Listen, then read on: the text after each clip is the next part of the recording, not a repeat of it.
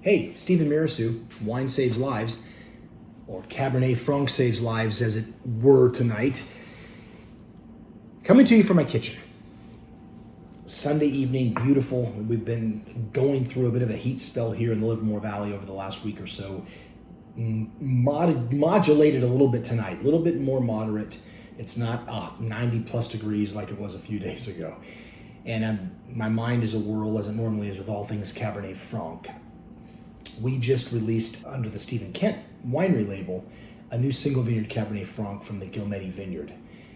The Ghielmetti Vineyard is the predominant and most beautiful and highest quality vineyard in the Livermore Valley. I think it's also produces some of the greatest Cab Franc in the state of California too. I have written a lot recently and will continue to write a lot about how wonderful the Livermore Valley is for Cabernet Franc and how I think that it really can be a central place in California, can be the hub of that Cab Franc wheel for a regional standpoint, and how Cabernet Franc, I think, will end up being the emblem for our growing area. This vineyard is 64 acres and only has about 3.7, a little under 4 acres of Cab Franc. It's planted to a clone called California Clone 4, Clone 332, Ontoff clone from Bordeaux that was planted back in 1999 in this vineyard. Ghielmetti is a 100-acre piece of property with 64 acres planted, runs downhill from east to west. It's located in the eastern foothills of the Livermore Valley. So if you've ever been through or over the Altamont Pass as you're going to the Central Valley or you're coming back into Livermore, that is the barrier that kind of separates us, the easternmost city in the Bay Area, from the Central Valley. The cold air that comes in from San Francisco Bay every evening, drawn in from those increasingly warm temperatures on the other side of the pass, hit the pass, pull on top of Ghielmetti, causing it really to be the last vineyard that buds out in the springtime, the last major vineyard anyway, and the last vineyard that gets harvested in the fall. People have a misapprehension about how warm it is in Livermore. It's warm during the day sometimes, but it's no warmer than mid-Napa Valley. And our diurnal temperature range here is significantly larger and greater than it is from St. Helena north to Calistoga in Napa. I always agog in the first week and second week of November when we're just about to harvest Cabernet Sauvignon for the first time, that they're already done. They've been done for weeks in Napa Valley. Livermore is a perfect place to grow this variety. We'll talk about this in other videos as we explore Cabernet Franc and all of its nuances. But I just wanted to bring to your attention this particular site, this particular wine. We just released this wine a couple of days ago, in fact. We only made about 60 cases, 70 cases in this particular vintage, 2021. Short in fruit in the 21 vintage. It was the year after all the fires and smoke taint.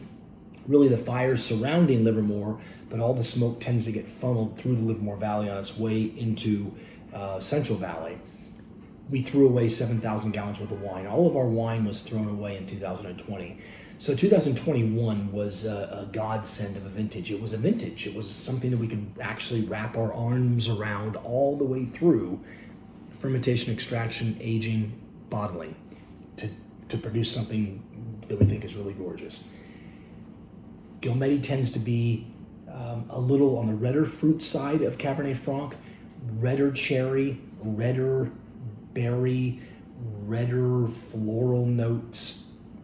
If we've made the right decision in the vineyard as far as picking goes, the wines tend to be smoked paprika rather than green pepper. They have a savory side to them that is just absolutely beguiling and so friendly for food.